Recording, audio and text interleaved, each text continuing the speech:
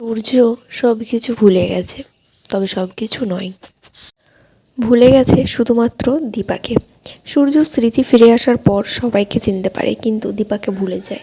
দীপা ফুল দিয়ে অনেক চেষ্টা করে সূর্যর স্মৃতি ফেরানোর, কিন্তু সে কোনোভাবেই দীপাকে চিনতে পারে না। তারপরে দীপা একটা নতুন প্ল্যান করে যে সব কিছু সে প্রথম থেকে শুরু করতে।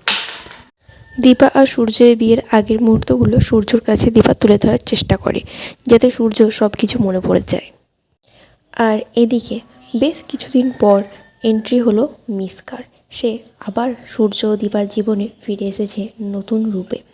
এদিকে মিসকার চিতা জ্বললেও মিসকা নিজেই তার চিতার জন্য ফুল নিয়ে আসে, যেটা দেখে সবাই অবাক হয়ে যায়। তখন ভাবতে থাকে মিসকার মতো দেখতে রে কে, নাকি সত্যিই মিসকা, সেটা কেউ বুঝে উঠতে পারে না। আর ইরা ওর ওর অ্যাক্টিং মনে হচ্ছে যে এবারে শেষ হতে যাচ্ছে, কারণ সূর্য ও দীপাকে যে সারা জীবন ঘৃণা করে এসেছে, তাদের ক্ষতি করতে চেয়েছে, আজ সেই ইরা সূর্য ও দীপার প্রাণ বাঁচালো নিজের প্রাণ দিয়ে। সে তাদের কোনো ক্ষতি হতে দিতে চাইলো না, কিন্তু অবশেষে দেখা যাবে ইরা এই সিরিয়াল থেকে চলে যাবে, কারণ ইরা সূর্য ও দীপাকে বাঁচাতে গিয়ে নিজেই মারা যাবে।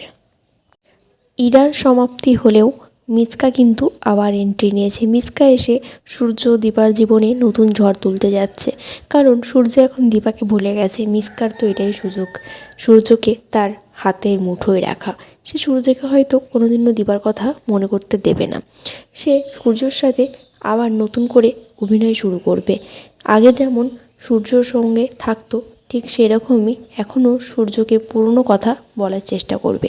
আর দীপাও অনেক চেষ্টা করেছে সূর্যকে, তাকে সব কিছু মনে করানোর জন্য, কিন্তু সূর্য কি দীপাকে মনে পড়বে? তোমাদের কি মনে হয় বন্ধুরা?